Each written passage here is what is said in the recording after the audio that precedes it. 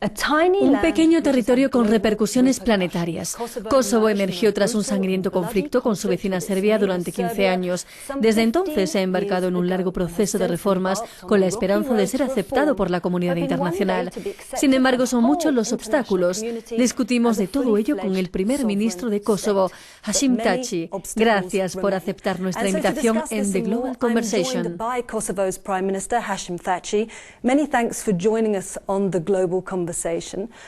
¿Cuándo será Kosovo aceptado como un Estado soberano por el conjunto de la comunidad internacional?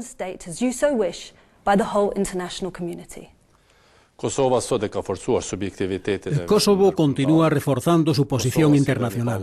Como país independiente ha sido reconocido por 105 países, 23 de la Unión Europea.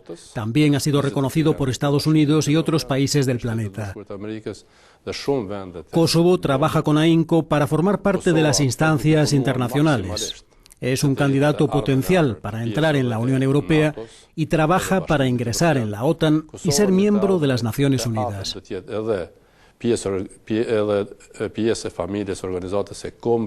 Kosovo se consolida día a día para formar parte de la ONU y ser aceptado en la familia euroatlántica.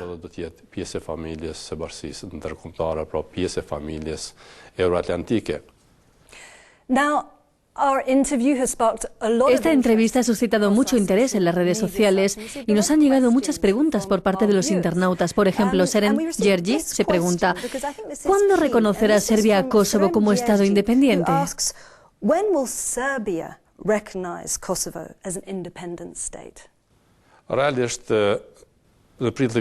El pasado mes de abril alcanzamos un acuerdo de paz con el Estado de Serbia en Bruselas. Es la primera vez que un acuerdo de esas dimensiones se firma entre Kosovo y Serbia. El primer paso hacia una normalización de las relaciones entre ambos países. Tengo confianza en que en el futuro Serbia acabará reconociendo la independencia de Kosovo. ¿Cuándo? Eso depende de las autoridades de Serbia, de sus instituciones. Nosotros no podemos definir esa fecha. Esa es la clave, ¿no es cierto? Si Serbia reconociera a Kosovo, entonces, ¿esto permitiría que Rusia, China, India y 5 países europeos hicieran lo mismo?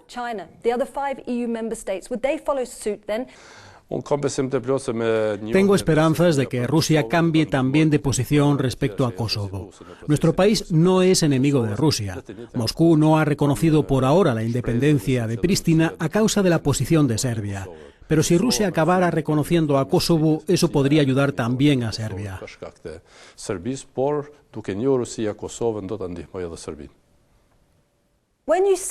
Cuando negoció el Tratado de Normalización de Relaciones con Serbia, se sentó frente al primer ministro serbio, quien dijo que quería verle muerto.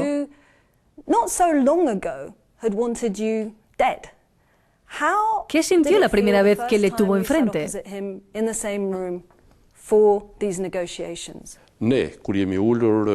Cuando nos reunimos, nuestra intención no fue la de despertar conflictos, sino la de hacer abstracción de nuestro pasado y sentarnos para ver cómo podíamos escribir un nuevo capítulo basado en la colaboración, en la voluntad de querer entenderse, de reconciliarnos y compartir valores, los de la civilización europea, y así poder construir una relación estable como vecinos. Estoy seguro de que si hubiéramos abierto rencillas del pasado, jamás habríamos alcanzado un acuerdo. Y vuelvo a precisar que por encima de esa emoción contenida por nuestro pasado, ha sido la voluntad de construir un futuro, un diálogo de paz y un progreso, la que nos ha animado a mirar las cosas con esa perspectiva. Otra pregunta nos la envía Albert Limani. ¿Cuál ha sido el momento más difícil de esas conversaciones con el primer ministro de Serbia? El momento más difícil fue la firma del acuerdo de paz, porque nuestros pueblos no están acostumbrados a vivir en paz entre Kosovo y Serbia. De manera general, las gentes aquí no creen en la paz, porque no la han vivido. Incluso diría que la gente aplaudiría si vieran que los 2 primeros ministros en Pristina y Belgrado no consiguen llegar a este acuerdo de paz. Pero finalmente hemos alcanzado ese acuerdo, dentro de la perspectiva europea a la que aspiramos, aunque nos han llegado muchas críticas, tanto a Pristina como a Belgrado. ¿Cuál sería la alternativa? Continuar el conflicto, los problemas, las hostilidades, los asesinatos, la violencia. No creo que todos esos elementos negativos vayan a ganarle la partida a la razón, a la lógica y a la decisión firme de llegar a ese acuerdo. Se han alcanzado acuerdos internacionales y Kosovo recibe mucha presión para que emplee mano dura contra la corrupción. A usted se le ha exigido que ponga orden en su gobierno. Y aunque usted declaró la tolerancia cero contra la corrupción, su política no está dando resultados, ¿no es así? Luchamos contra la corrupción, el crimen organizado y todos esos fenómenos negativos. Continuamos con nuestra política de tolerancia cero y al mismo tiempo seguiremos trabajando con todas las instancias internacionales. Los resultados son incontestables y soy consciente de que hay que hacer más. Cuando le digo que esa política de tolerancia cero no está funcionando, me apoyo en el índice sobre la percepción de la corrupción elaborado por Transparency International, según el cual el 75% de los albano-kosovares sienten que los partidos políticos están profundamente corrompidos. Si tenemos en cuenta la Organización sobre las Drogas y el Crimen de Naciones Unidas, esta dice que la corrupción se ha implantado a todos los niveles económicos en Kosovo. Según estas cifras, está claro que aún queda mucho por hacer.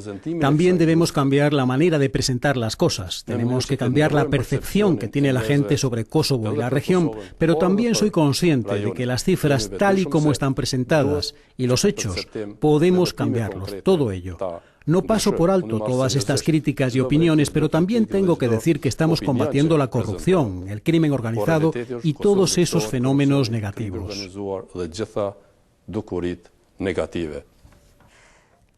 La corrupción está afectando a la economía del que es uno de los países más pobres de Europa.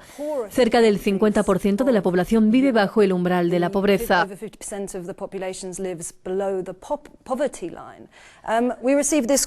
Tengo otra pregunta, viene de Vesnik Kayava y dice, ¿se siente usted responsable de esa pobreza?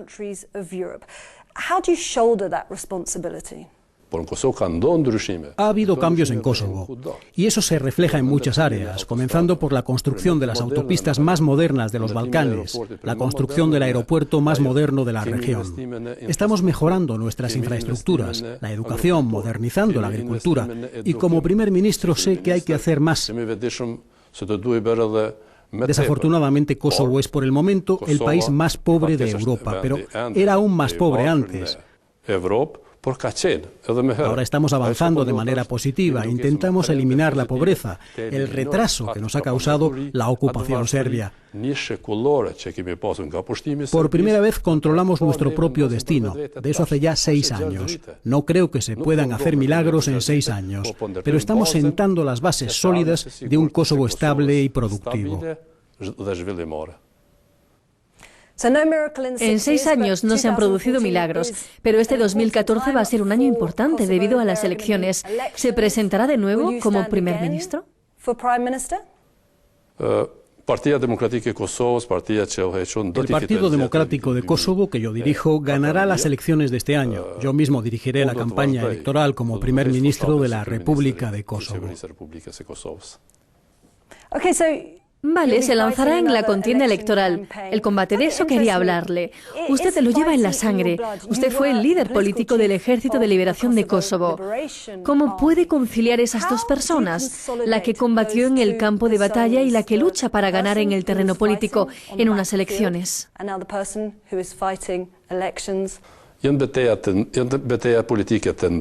Son dos combates diferentes, dos circunstancias diferentes, muy complejas, y no me ha sido fácil dirigir políticamente la guerra de mi pueblo. Yo era un dirigente político y estoy orgulloso de ello, sobre todo de la resistencia de los albano-kosovares, pero también de la Conferencia Internacional de Rambouillet en 1999, cuando conseguimos obtener un acuerdo político con la comunidad internacional, Europa y la OTAN.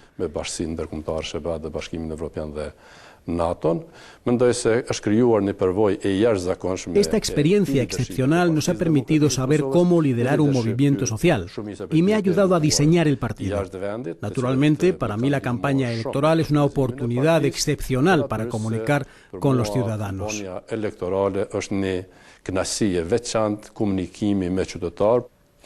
Corríjame si me equivoco. En el campo de batalla, usted era apodado la serpiente porque tenía la habilidad de evitar ser apresado con facilidad. ¿Esa capacidad en el campo de batalla le ha servido para dirigir un gobierno? ¿Le ha ayudado de verdad?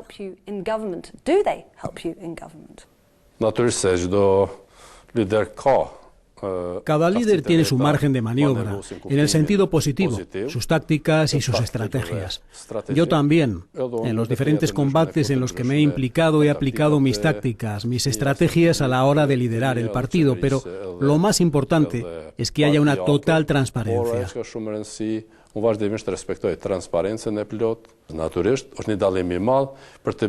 Naturalmente hay una diferencia entre persuadir a un ciudadano de ir a combatir contra los serbios y pedirle su confianza para dirigir el país.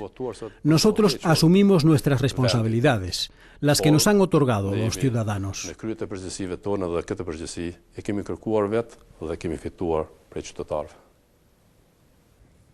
¿Le persiguen los demonios de esa época al frente del Ejército de Liberación de Kosovo ahora que finalizó ese periodo?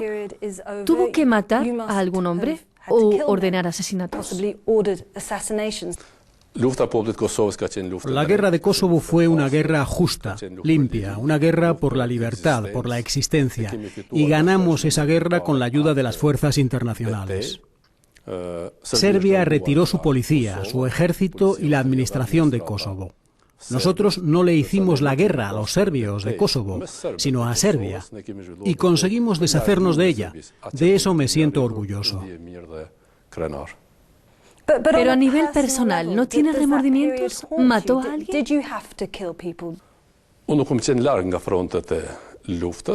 Yo estuve en el frente de guerra. La victoria de Kosovo es más una victoria política que militar. Es una victoria de Kosovo y de la comunidad internacional.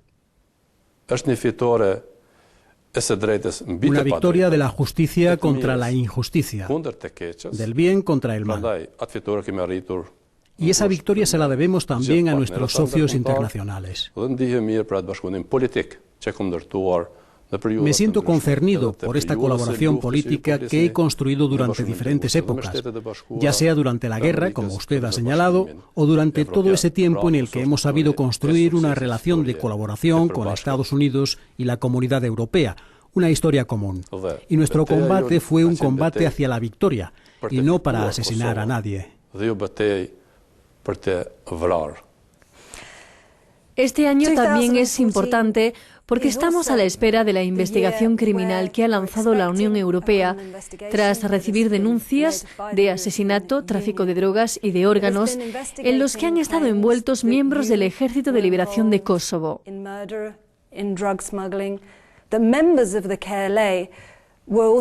¿Se siente afectado por estas acusaciones?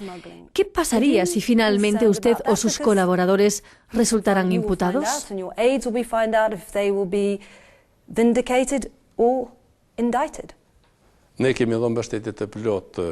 Apoyamos con determinación a nuestras instituciones. Tenemos una confianza ciega en la justicia. No tenemos nada que esconder. Y voy a precisarle algo a lo que usted ha hecho referencia. No he ordenado ni he realizado ningún movimiento que vaya en contra de la justicia internacional. Sí admito que nunca hemos respetado las leyes serbias e hicimos muy bien al no plegarnos a las leyes de Slobodan Milosevic. Porque aquellas leyes no eran justas, sino leyes represivas para justificar un genocidio, la segregación. Por eso hoy confiamos plenamente en la justicia y seguiremos colaborando con ella. ¿Puede usted afirmar de manera categórica que ningún miembro del Ejército de Liberación de Kosovo ha estado envuelto en el tráfico de órganos? Lo afirmo con una gran convicción, puesto que por primera vez en este asunto lo he leído en el informe de Dick Marty del Consejo de Europa. Nunca en mi vida ni siquiera puedo imaginar que algún soldado haya hecho algo parecido. Hay que dejar que sea el tiempo y la justicia, al darle todas las herramientas posibles, los que esclarezcan todas estas dudas. No puedo creer en una historia como esa. que reside más en la ciencia ficción y en la que nadie cree. Nadie ha podido estar implicado en hechos así. Estoy convencido de que todo eso no ha podido suceder. Esa es mi convicción.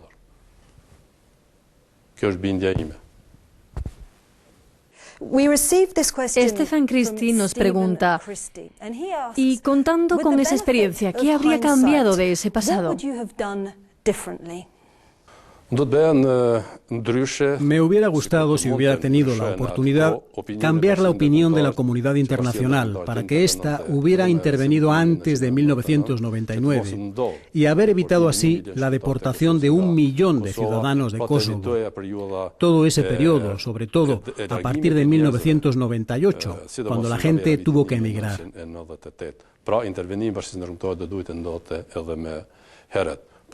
La intervención internacional debía haber ocurrido antes, pero había otras prioridades.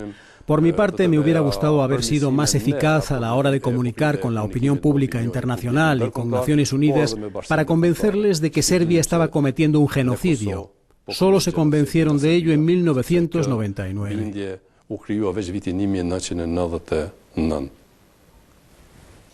Y desde otra lógica totalmente diferente a las acusaciones en las que está supuestamente envuelto, en el marco de la investigación de la que hemos hablado, usted también ha sido propuesto para el Nobel de la Paz, junto al primer ministro de Serbia, Ivica Dačić, y la representante de la política exterior de la Unión Europea, Catherine Ashton. ¿Qué siente? ¿Cree que merece esa nominación?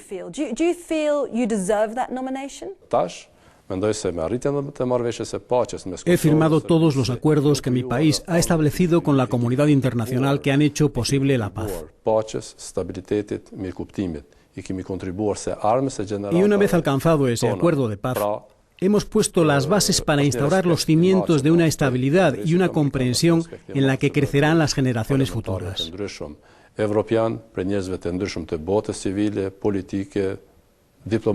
Hemos recibido el respaldo del Congreso estadounidense, de la Unión Europea y de los parlamentarios del mundo entero. Si nos recompensan con ese galardón, será dedicado al pueblo de Kosovo, puesto que merece la libertad, la independencia y la paz.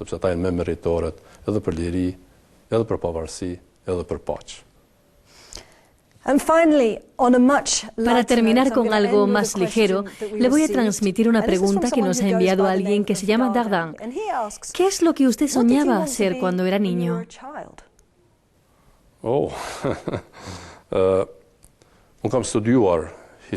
Estudié historia, pero ya en esa época supe que no debía ceñirme a los archivos de la historia. Si hubiera sido así, nunca podría haber cambiado las cosas en mi país.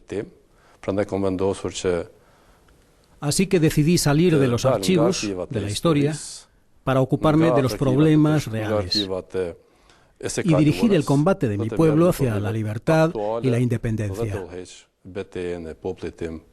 En mi vida me fijé 3 objetivos políticos: la obtención de la libertad de mi país, la independencia. Esos ya los hemos cumplido. El tercero es integrar Kosovo en la OTAN, la Unión Europea y la ONU. No será algo realizable a corto plazo, pero estoy convencido de que ese tercer objetivo llegará algún día.